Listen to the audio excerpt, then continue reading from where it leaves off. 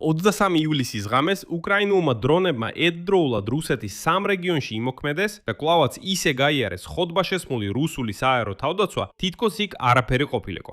დარტყმის ქვეშ აღმოჩნდა ნავთობგადამამუშავებელი ქარხანა ნოვოსპასკოეს დასახლებაში, ულიანოვსკის ოლქში და ხაზოვანი საწარმოო სადისპეჩერო სადგური სუბხანკულოვაში, ბაშკორტოსტანში. ეს არის ტრანსნეფტის ერთ-ერთი საკვანძო კვანძი, ურალში. ხოლო დარტყმის ქვეშ იყო Wildberries-ის საწყობი ვორონეჟში. ასევე კვირის შედეგებით უკვე შეიძლება ითქვას, რომ ჩვენი დარტყმები შეეხო Wildberries-ის საწყობებს. საერთო ფართობით 542,000 კვადრატული მეტრი. ეს დაახლოებით უდრის რუსეთის უმსხვილესი მარკეტპლეისის მთლიანი ლოგისტიკური სიმძლავრის 10%-ს. იმავე დროს გაირკვა, რატომ ვერ უმკლავდებათ მათი საჰაერო თავდაცვა. რატომ არის ის ესეთი ხრელოვანი? გამოიკვეთა, რომ როსგვარდიამ შეიძინა დრონების აღმოჩენისა და ჩახშობის კომპლექსების სახელწოდებით ვიჟიგატელი, მილიარდ რუბლზე მეტი ღირებულებით და ყველა ეს კომპლექსი სულიად გამოუსადეგარი აღმოჩნდა. უბრალოდ ჩინური პლასტმასის ნივთები იყო. მომტოდებლის საქმე უკვე სასამართლოშია, რუსებს საერთოდ არ ესმით რა ხდება და ამ დროს, იმავე დღეს, მოსკოვის მახლობლად ჩამოვარდა უახლესი გამანადგურებელი Su-57. ეს არის რუსული ავიაციის სიამაყე. მაგრამ ჩამოვარდა სრულიად გაუგებარი მიზეზით. რა თქმა უნდა, არსებობს ვერსია, რომ ეს იყო ის ხოდბაშესხმული რუსული საჰაერო თავდაცვა. მაგრამ მოდით ყველაფერს ერთად გავერკვეთ. მე მქვია ალექსეი პეჩი, მოდით ერთად განვიხილოთ ეს თემა. მაგრამ სანამ დავიწყებთ, გთხოვთ გამოიწეროთ ეს YouTube არხი. ჩვენ მივიწერთ 300,000 გამოწერისკენ, ამიტომ მადლობელი ვიქნები თითოეული თქვენი გამოწერისთვის. მოდით ყველაფერს თანმიმდევრობით მივყვეთ. რა და სად დაარტყეს 23 ივლისის ღამეს? დავიწყოთ ულიანოვსკის ოლქით. ნოვოსპასკოეს დასახლებაში დარტყმის ქვეშ მოექცა ნავთობგადამამუშავებელი ქარხანა NS Oil. ეს დაადგინა Astra მოწმეების კადრების სინთეზური ანალიზის საფუძველზე.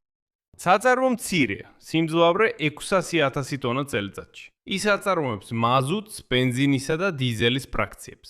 ულიანოვსკის ოლქის გუბერნატორმა ალექსეი რუსკიხმა ეს დაადასტურა. მან დაადასტურა თავდასხმა საწვავისა და ენერგეტიკული კომპლექსის ობიექტზე ნოვოსპასკის რაიონში და განაცხადა, რომ იქ ხანძარი.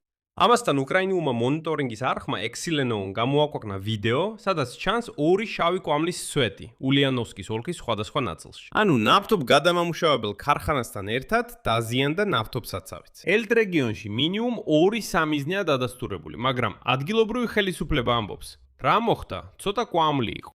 გავაგზავნოთ. ბაშკორტოსტანი. უკრაინულმა დრონებმა დაარტყეს ხაზოვანი საწარმოო სადისპეჩერო სადგურს, სუბხანკულოვოს. კადრებში ჩანს ხანძარი და შავი კვამლი, რეზერვუარების პარკის რაიონში. და რატო არის ეს ობიექტი კიდევ უფრო მნიშვნელოვანი, ვიდრე პატარა ნავთობგადამამუშავებელი ქარხანა ულიანოვსკის ოლქში? სუბხანკულოვო ტრანსნეფტის სისტემის ერთ-ერთი საკვანძო კვანძია ურალში. ზუსტად ამ სადგურზე გადის ნავთობი ბაშკორტოსტანიდან და დასავლეთ სიბირიდან, რომელიც შემდეგ მიეწოდება ნავთობგადამამუშავებელ ქარხნებს უფაში. შემდეგ კი მაგისტრალურ ნავთობსადენებში და კიდევ უფრო შორს. ეს ყველაფერი მთელ რუსეთში არტერიებივითა. ანუ ეს არაა ქარხანა, ეს გადაკაჩვის კვანძია. შესაბამისად, თუ მას დაარტყამ, ნავთობის გადაკაჩვა ირღვევა მთელი რუსეთის მასშტაბით მრავალი საწარმოსთვის. ვორონეჟში დრონებმა Wildberries-ის საწყობი დაარტყეს. ეს უკვე მეხუთე რეგიონია კვირის განმავლობაში, სადაც მარკეტპლეისის ლოგისტიკა იწვის. და რომ მასშტაბი სულად გასაგები იყოს, მოდით მოკლედ შევაჯამოთ მთელი სურათი Wildberries-ის საწყობებზე. 18 ივლისს დარტყმები Wildberries-ის ლოგისტიკურ ცენტრებზე, კოტოვსკში, ტამბოვის ოლქში და მოსკოვის მახლობლად მდებარე ელექტროსტალში. 22 ივლისს შეტევა განხორციელდა საწყობებზე კრასნოდარში და ნევინომისკში, სტავროპოლის მხარეში. რეგიონალურმა ხელისუფლებამ გამოაცხადა ლოკალური საგანგებო მდგომარეობა და აღიარა, რომ ხანძრები მასშტაბურია. 23 ივლისი, ვორონეჟი. იქაც დაიტოვა Wildberries-ის საწყობი. და შედეგი ერთი კვირის განმავლობაში. დაზიანდა Wildberries-ის საწყობები საერთო ფართობით 552,000 კვადრატული კილომეტრი. ეს დაახლოებით კომპანიის ყველა ლოგისტიკური სიმძლავრის 10%-ია. და უკვე აშკარაა, რომ ყველა დიდი საწყობი ამ მარკეტპლეისის დაიწვის. უკვე აშკარა, ყველაფერი დაიწובה. სხვათა შორის, ოზონისა და Wildberries-ის შემდეგ, დრონების თავდასხმების შედეგებისგან თავის დასაცავად, Yandex Market-მაც გადაწყვიტა თავი დაიზღუდოს. რუსული მედია წერს, რომ marketplace-მა გამყიდველებისთვის პირობებში ჩაწერა, რომ უპილოტო აპარატების თავდასხმები, დაბომბვები და აფეთქებები ითვლება force majeure-ად და ათავისუფლებს კომპანიას ვალდებულებების შეუსრულებლობის პასუხისმგებლობისგან. უბრალოდ სიტყვებით რო ვთქვა, თუ დაარტყამენ Yandex Markets, არავინ არაფერს აანაზღაურებს. გეგონება, სად არის საჰაერო თავდაცვის სისტემა? სად არის ეს ყველა განთქმული საჰაერო თავდაცვა? და აი რუსეთში უკვე იპოვეს დამნაშავეები. 23 ივლისს მოსკოვის ლეფორტოვოს სასამართლოში შევიდა სისხლის სამართლის საქმე კომპანია IRR-ის პალატის ტექნიკური დირექტორის ანდრეი რულის წინააღმდეგ. მას ადანაშაულებენ რუს გვარდიისთვის გამოუსადეგარი უპილოტო აპარატების აღმოჩენისა და ჩახშობის კომპლექსების სახელწოდებით ვიჟიგატელი მიწოდებაში.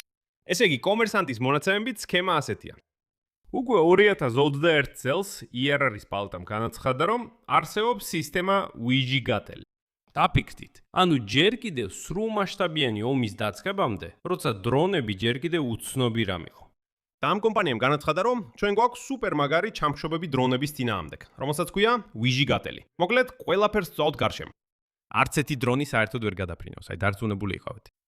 და ამ საუბრის შემდეგ როსგვარდიამ ეს შეიარაღება ერთბაშად $1 მილიარდ მეტით შეიძინა.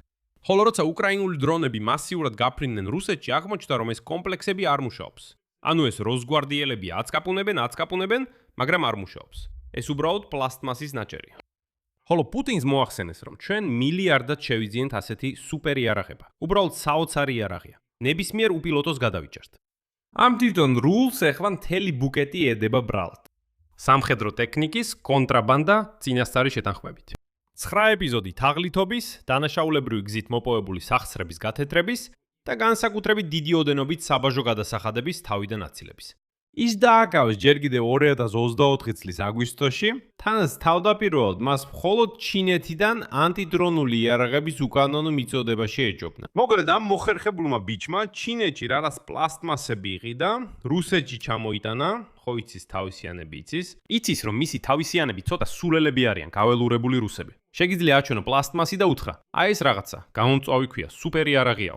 იყიდეთ და დრონები საერთოდ ვერად დაგარტყამთო. კიდევ ერთხელ შეგახსენებთ, ეს 2021 წელია ამ იდიოტებს მართლა სჯეროდათ, რომ 2026-ში შეძლებდნენ დრონის ჩამოგდებას. ანუ სანამ მათი პროპაგანდა რაღაც გაუტეხელ ფარს უყვებოდა ხალხს, ძალოვანი უცხება მილიარდობით რუბლად ჩინურ უსარგებლო ნივთებს გვიყიდიდა, რომლებიც უბრალოდ არ მუშაობს. აი პასუხი კითხვაზე, რატომ იწვის საწყობები და ნავთობგადამამუშავებელი ქარხნები 1000-ობით კილომეტრით საზღვრიდან და სვათაჟორი დარწმუნებულიო, რომ აილბერისის საწყობებშიც კიდევ ბევრი ესეთი პლასტმასი დაიწვა, რითაც რუსები აპირებდნენ თავის დაცვას. აი ეს არის მთელი რუსეთის ფედერაციის ძალა. ანუ რუსები ხო უყვართ იამაყონ, რა ძლიერები არიან, რა უნიკალური იარაღი აქვს, რომელსაც ანალოგი არ აქვს. ქვია გამომწვავი. დაფიქრდით, გამომწვავი. დარწმუნებულიო, რამით იამაყებდნენ. ჩვენ გვაქვს იარაღი, გამომწვავი. აღმოჩნდა, რომ ეს უბრალოდ ჩინური პლასტმასი იყო, რომელიც საერთოდ არ მუშაობს. და დღესვე კიდევ ერთი სასიხარლო ამბავი მოხდა. 23 ივლისს მოსკოვის ოლქში, სოფელ ლუცინთან, ოდინცოოს მუნიციპალურ ოკრუგში, ზვენიგოროდის მახლობლად, მეხუთე თაობის გამანადგურებელი Su-47 ჩამოვარდა. თვითმფრინავი უბრალოდ ციდან ჩამოვარდა. Su-47. ის არის სწორედ ის უახლესი რუსული გამანადგურებელი, რომელსაც ისინი წლებია რეკლამირებენ როგორც რაღაცა სასწაული იარაღს, სუპერ გარღვევას. გასცოთ ერთხელ პუტინი ამბობდა, რომ ეს ამერიკული F-35-ები ნამდვილი მეხუთე თაობა არ არის, ეს 4-ია. 4. აი Su-47 კი არა მხოლოდ მეხუთე თაობა, არამედ 5-5. ეს კიდევ უფრო მაგარია. აი ეს თვითმფრინავი ავითარებს სიჩქარეს 2600 კილომეტრამდე საათში. ატარებს 7,5 ტონამდე საბრძოლო ტვირთს, მათ შორის ჰაერი მიწა და ანტიშიპ რაკეტებს. და ამერიკულ National Interest-ის მონაცემებით, მისი მთავარი თავისებურება სწორედ ინტეგრაცია. დრონებთან ინტეგრაცია და ჰიპერბგეროვანი იარაღის გაშვების შესაძლებლობა. მაგრამ აღმოჩნდა, რომ ეს მანქანა ჩვეულებრივი სავარჯიშო ფლენის დროს მოსკოვის მახლობლად მოწინააღმდეგის ჩარევის გარეშე ვარდება. სვათაჟორის უკრაინულმა მონიტორინგის არხებმა ისიერად გამოეხმაურნენ და დაწერეს ციტატა. ანალოგოვიეთ Su-47-ს მოსკოვის საერო თავდაცვამ ჩამოაგდო. რა თქმა უნდა, არ გამიგვირდება თუ ასე იყო. გარდა ამისა, კიდევ ერთ შეგახსენებთ, უკრაინის შეიარაღებული ძალების გენერალური შტაბი ითხოვინებოდა, რომ მაგალითად მიმდინარე წლის აპრილში უპილოტო სისტემების ძალებმა დრონით რამდენიმე Su-47 და Su-34 ტიპის გამანადგურებელი ბომბდამშენი დააზიანეს შაგოლის აეროდრომზე, ჩელიაბინსკის ოლქში. ასე რომ ეს პარკი როგორც ჩვენს დრონებს ეწირება, ასევე თავისთავადაც მცირდება. ხოლო Su-47 სულ უფრო მეტად ამჟღავნებს თავს, როგორც კიდევ ერთ ძვირადღირებულ უსარგებლო თვითმფრინავად. მაგრამ დაუბრუნდეთ ჩვენს საყვარელ დამთვალ საწყობებს, მთელ რუსეთში. საწყობებზე დარტყმებმა გვერდითი ეფექტი გამოიწვია, რომელიც მთელ რუსეთის ფედერაციას აზიანებს. და იმის შესახებ, რომ Wildberries-ზე თავდასხმების შემდეგ ორმა სხვა უმსხვილესმა მარკეტპლეისმა, ესენია Yandex Market და Ozon-ი, პასუხისგებლობა მოიხსნეს ასეთი თავდასხმების დროს საქონლის დაკარგვაზე. ანუ მათ გადააწერეს წესები Wildberries-ის მაგალითზე, რომელმაც ეს ჯერ კიდევ 7 ივლისს გააკეთა, 2 კვირით ადრე პირველ დარტყმებამდე. აზრი მარტივია. გამყიდველები, რომლებიც ამ პლატფორმების საწყობებში ინახავენ საქონელს, ეხლა თუ დრონი დაარტყამს, ვერაფერს მიიღებენ. არც კომპენსაცია, არც დაზღვევა, არც თანაგრძნობა, არც სამძიმარი, საერთოდ არაფერი. მთელი რისკი მცირე ბიზნესზე გადაიტანეს. იმავე დღეს ვლადიმირ პუტინმა მოითხოვა საინვესტიციო ციკლის დაწყება რუსეთის ეკონომიკაში. მას შემდეგ, რაც დიდმა კომპანიებმა ფულის ნაკლებობაზე იჩივლეს, დიდი რუსული ბიზნესი პირდაპირ ეუბნება თავის პრეზიდენტს, რომ ფული არ აქვს. ამბობს, საერთოდ გაუგებარია, როგორ უნდა გადარჩეს. პუტინი ამბობს, არ მაინტერესებს. მოძებნეთ, სადაც გინდათ იქ მოდევნეთ ფული. მე აქ ომს ვაწარმოებ. თქვენ კი იქ ტირით, რომ ფული არ ყოფნით. ანუ, როცა საწყობები იცვის, ნავთობგადამამუშავებელი ქარხნები განადგურებულია, საწვავის კრიზისია, კაპიტალი ქვეყნიდან გაედინება, ეს თითქოს ლოგიკური გაგრძელებაა. მაგრამ პუტინი ხომ ის არსება, რომელსაც ვერ გაიგო რა ხდება. ის ამბობს, დაიწყეთ საინვესტიციო ციკლი ეკონომიკაში. ჩვენ ვამბობთ, ბლინ, ფული არ გვაქვს, დებილო. ის ამბობს, არ მაინტერესებს. დაიწყეთ საინვესტიციო ციკლი. ამ მიმოხილვაში ნოდით შევეხოთ იმასაც, რას აკეთებს გაველურებული რუსეთი. რუსეთმა ბოლო კვირებში მკვეთრად გააძლიერა დარტყმები ჩვენს შავი ზღვის საპორტო ინფრასტრუქტურაზე. შედეგად დანიურმა კომპანიამ Maersk-მა, რომელიც მსოფლიოში ყველაზე დიდი საზღვაო საკონტეინერო გადამზიდავია და 130-ზე მეტ ქვეყანაში მუშაობს, შეაჩერა მუშაობა ოდესის ოლქის ჩორნომორსკში. კომპანიის განცხადება ასე ჟღერს, ციტატა. იმდინარე სიტუაციიდან გამომდინარე, რომელიც ჩვენს ოპერაციულ საქმიანობაზე ახდენს გავლენას, ოპერატორს არ აქვს შესაძლებლობა გააგრძელოს მომსახურების გაწევა უკრაინის მიმართულებით ჩორნომორსკის თევზის პორტის გავლით. შეზღუდვები ძალაში დარჩება შემდგომი შეთხობინების მიღებამდე. იმპორტული ტვირთები, რომლებიც ჩერნომორსკში უნდა ჩამოეტვირთათ, ახლა გადამისამართებულია რუმინეთის კონსტანცაში, საიდანაც საქონელი სახმელეთო ავტოტრანსპორტით წავა. ნიშნულოვანია, რომ ერთი კვირით ადრე Maersk-მა უკვე შეაჩერა ექსპორტული ტვირთების მიღება. და რაც ყველაზე მძიმე ამას შემდეგია. კიევში განაცხადეს, რომ რუსეთის დარტყმებმა პარალიზება მოახდინა ნავიგაციაზე შავი ზღვის კორიდორში. ზელენსკიმ ირლანდიის პრემიერ-მინისტრ მიჰაილ მარტინთან ერთობლივ პრეს-კონფერენციაზე პირდაპირ განაცხადა, ციტატა. გუშინ ვერც ერთი გემი ვერ შევიდა ჩვენს პორტებში. სამთუხარდეს დარტყმა ჩვენი მარცვლეულის ექსპორტზე და ზოგადად მთელ საზღვაო ვაჭრობაზე. სწორედ ამიტომ პორტების და ოდესის ოლქის თავზე ცის დაცვის საკითხი ახლა კრიტიკულია. სწორედ ამიტომ ზელენსკი ცდილობს დააჩქაროს პატრიოტის სისტემებისთვის რაკეტების წარმოება. შედეგი: ჩვენი დრონები ღამით უმიანოვსკის ოლქამდე და ბაშკორტოსთანამდე მივიდნენ. იქ დაწვეს ნავთობგადამამუშავებელი ქარხანა, ნავთობბაზა და დაარტყეს ტრანსნეფტის კვანძს, რომლის მეშვეობითაც დასავლეთ სიბირიდან ნავთობი მიეწოდება უფის ქარხნებს. დამატებით, ვორონეში Wildberries-ის საწყობი. კვირის განმავლობაში მთლიანობაში განადგურდა 552,000 კვადრატული მეტრი მარკეტპლეისის საწყობი ფართობი. ეს მისი მთლიანი ლოგისტიკის მეათედი ნაწილია. ამ დროს მათი სააერო თავდაცვა არ მუშაობს ბანალური მიზეზის გამო. აღმოჩნდა, რომ ვიჟიგატელის კომპლექსები, რომლებიც როსგვარდიამ მილიარდ რუბლზე მეტი შეიძინა, გამოუსადეგარი აღმოჩნდა. მომწოდებელი კი სასამართლოში აღმოჩნდა თაღლითობის 10 ეპიზოდით. უახლესი Su-47 თვითონვე ჩამოვარდა, საერთოდ უკრაინის დახმარების გარეშე, სავარჯიშო ფრენის დროს ზვენიგოროდის თავზე. ამავე დროს მარკეტპლეისები, Yandex Market და Ozon-ი სასწრაფო დამტვარი საქონლისთვის პასუხისგებლობას ივიდებენ. ხოლო დიდი ბიზნესი პუტინს უჩივის, რომ ფული აღარ აქვს. პუტინი კი პასუხად მაინც ითხოვს მათგან თანხებს ომის გასაგრძელებლად. და ბოლოს ვიტყვი, რატო უნდა დაარტყა რუსეთს კიდევ უფრო ძლიერად, ბევრად უფრო ძლიერად.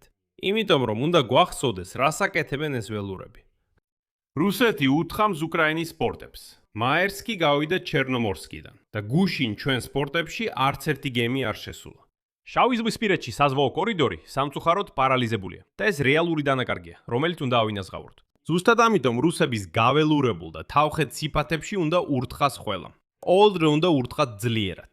იმისთვის რომ ამ ველურებმა ბოლოს და ბოლოს გავს გაიგონ ვისთან აქვს საქმე, რომ ამ ველურებს არც კი გაებედოთ უკრაინსკი ყურება.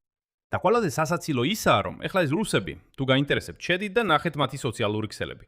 სამწუხაროდ რატომღაც მათ უშვებენ თრედში. და ეს ველურების ფარა იქ შედის და წერს თავის რაღაცას, ვითომ აზრებს. ხო და ეს რუსები ამბობენ, ჰა? კარგი, ხო, ჩვენ სათხოვებს ცეცხლი უკიდია, მაგრამ თქვენ პორტებზე დაგარტყეს. გესმით ამ არსებების აზროვნების ლოგიკა? ანუ ის მზადა იგდეს ნეხში. მზადა იგდეს ფულის გარეშე. დამწვარი საქონლით. უზარმაზარი ზარალი აიტანოს. ოღონ მეზობელს უარესი კონდეს. აი ეს არის რუსის მთელი არსი. და ეს უნდა გვახსოვდეს. აქ წერტილებს დავასვამ. თქვენი აზრი, თქვენი დაშფნები კომენტარებში დაწერეთ ამ გამოშვების ქვეშ. გამოიწერეთ არხი, დააწეგით ზარს და არ დაგავიცლეთ ლაიგის დაჭერა. ამით ყველაფერი დასრულდა. გაუფრთხილდით თავს. ყველას მშვიდობა.